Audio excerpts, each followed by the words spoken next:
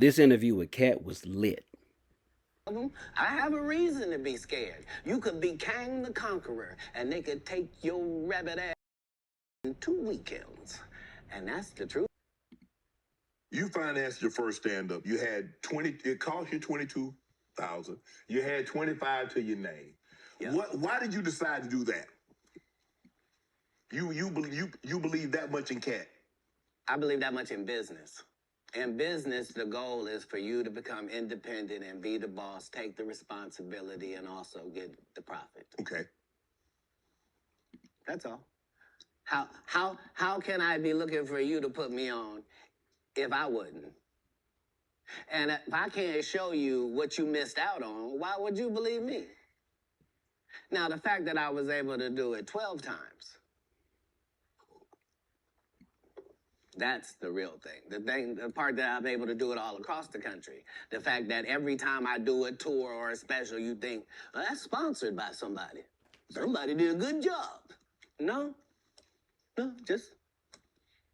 just the guy they're kicking around. Just the one who might mentally not be all there. He's the one picking the outfits, writing this guy's material, booking the shows, making sure he gets there. He's the one hiring the other comedians. But hey, I knew that that's the end goal. So if that's the end goal and I'm there when I start, why would I deviate from that? Right. Remember, my goal was to get this far in Hollywood and still have a virgin ass and never have sucked. That was my only goal. I didn't want to get with a white woman because I was scared. She might have me running down the street like Jonathan Majors. There you go. Come on, Katt. Not because I didn't like white women. I think white women are as great as any other women. But I'm not going to act. Man. Whew. Katt. Well, you know, Katt is a legendary actor. He's been in the business for over 30 years, from what I gather. I've done some research on him, and the reason I say it that way is I follow him periodically. I don't get into a whole lot of comedy type things because of some of the language. I have certain comedians that I do like, you know. And a matter of fact, he addressed some of those. Y'all should check out the full episode of Club Shay. Shout out to Shannon Sharp. Yeah, he has a great program going on. He interviews practically anybody, and has some very good questions. Does his research, does his homework on these guys, and has some very good questions. But he also allows them the opportunity to talk, and that's one of the things I like about his show. Katt Williams, I've seen over the years, and I see why he's been blackballed. I noticed that maybe 2 or 3 years ago, that he was blackballed because of a lot of things he says. Now, this particular clip that we're watching now has to do with him, as you saw in the title, turning down a serious amount of money. And it's because of the standards of core values. That's what I like about it, is that he was talking about his core values. And what you just heard, he was talking about not compromising his manhood for a few dollars. You know, so let's go and continue to listen to what he has to say. Like I'm not scared of them. I have a reason to be scared. You could be Kang the Conqueror, and they could take your rabbit in 2 weekends. And that's the truth of the matter. So I stayed away from that. And remember, I told you the drug story from when I'm in the park. Yeah. So these are just the things. I had all of those when I came in. I already was ready for that. That's what they don't like. I did not know. You're telling me and showing me a side of the... What Katt was talking about with the park, that's why you have to go back and check out the whole video, and I may leave the link in the description for you to check out the whole interview, because one of the questions that Shannon got to was asking him about his upbringing, asking Katt about his upbringing, and Katt left home at an early age. He was he's from Ohio, but he was left home at an early age. Like I said, check out the story. It's very interesting. It's always interesting when you find out somebody's history, because it's so easy to go off of what other people have to say. But when you have an opportunity to listen to people from their own mouths, you just find out everybody has a story. Business that I didn't know. That you guys are, man, the competition, the competitiveness. That's all business. I don't care if they're selling Coke. You wouldn't believe the things that Coca-Cola says about Pepsi. You wouldn't believe the water conversations between Dasani and Liquid Death.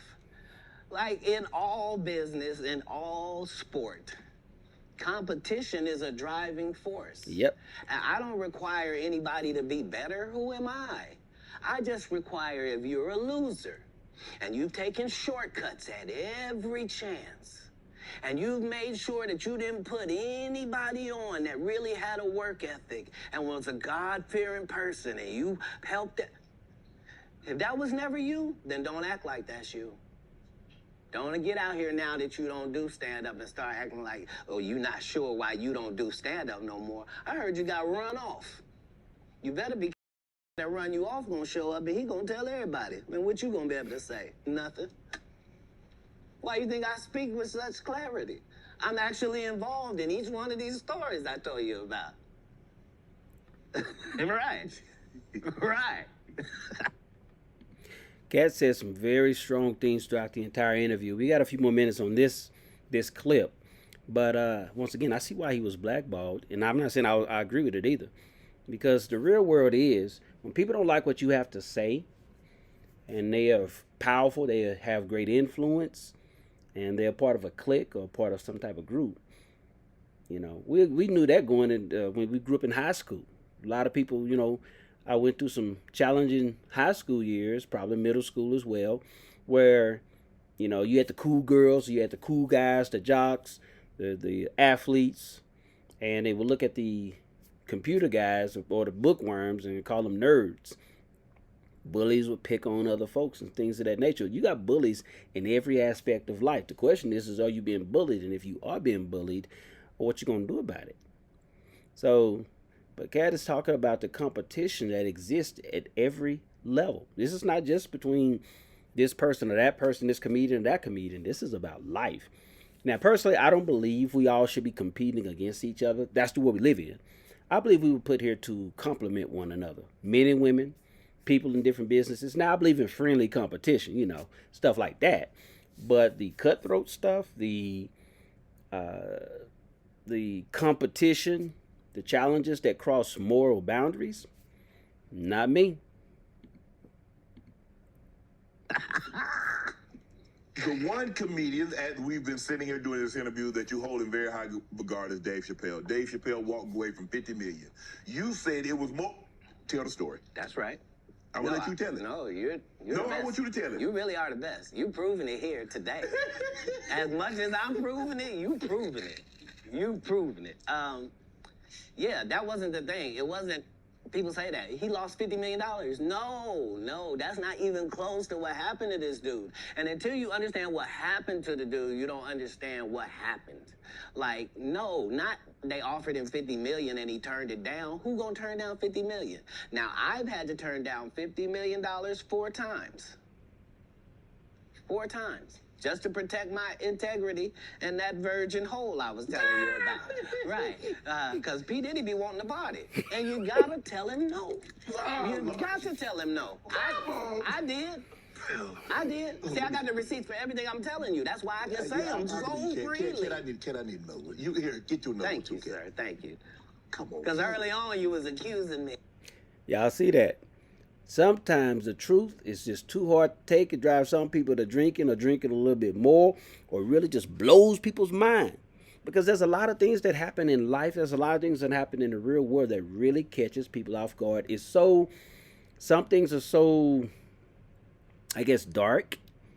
It's so hard to believe, just like some things are too good for some people to believe. Not every too hard to believe thing that's good is too good to be true. But on the opposite end, it's the same coin, so to speak. So, but if Katt ain't telling the truth, and like I said, I've listened to him over the years, one of the things you can notice, Jim Carrey, when he came out, he started going against some things in Hollywood. Because basically what Katt is talking about is Hollywood type stuff. But it happens at corporate levels and all that kind of stuff that in those different kind of places, I believe, based on what I've heard over the years, because I've been following some things and I've seen some videos and heard different other people talk about some similar some of the exact same similar stories that Katt is talking about in regards to other actors or just the industry itself. There's a lot of dark things going on, but the general population is shielded and guarded or simply deceived into thinking that everything is glamorous on that other side of that. But every other pasture is not really green. It just has the appearance of being green. And then, Cat, man. Cat, yeah, it's crazy. I mean, but you know, some of these people. Martin tried to put me in my first dress. When he had to go on his hiatus, he tell me, Cat, when I come back, I need you. You my young partner. You my brother in comedy. When I come back, just promise me that my next movie, it'll be me and you. We're going together. We're going to do some buddy cop.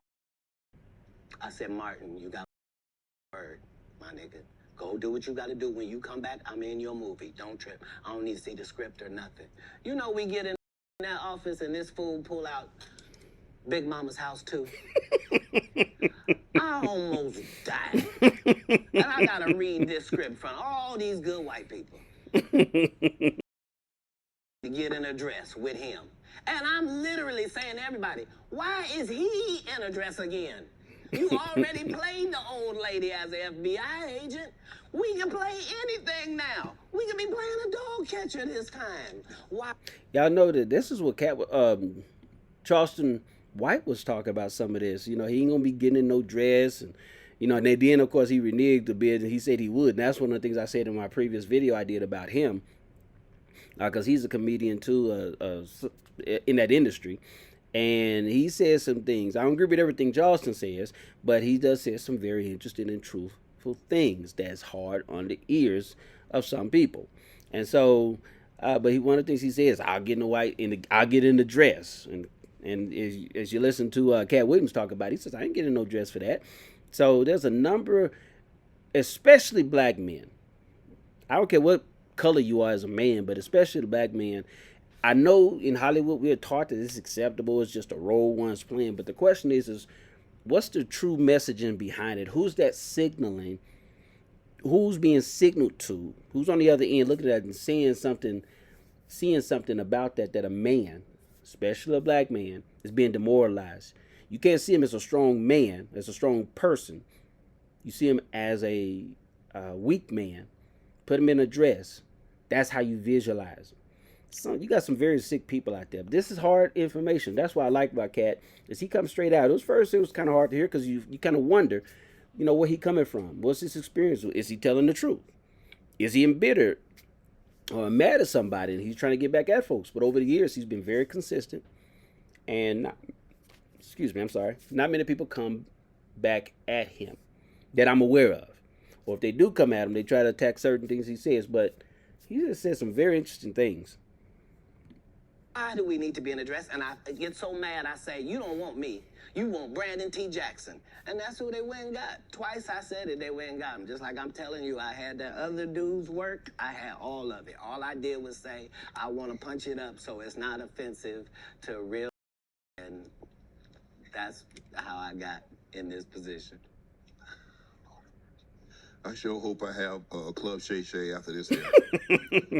It's going to be in a dimension it's never been. Yeah, it's going to be. The greatest thing floating in 2024. Mark the words. No way. In a whole different realm of business. Oprah coming next. Once I establish this as a place of truth. Yeah. Oh, yeah. Watch. God's people ain't that few.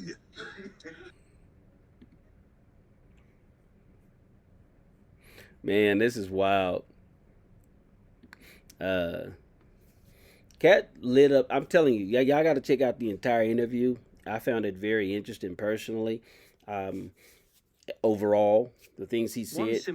That's why I wanted to check it out. Is because I thought that he was making some very important points.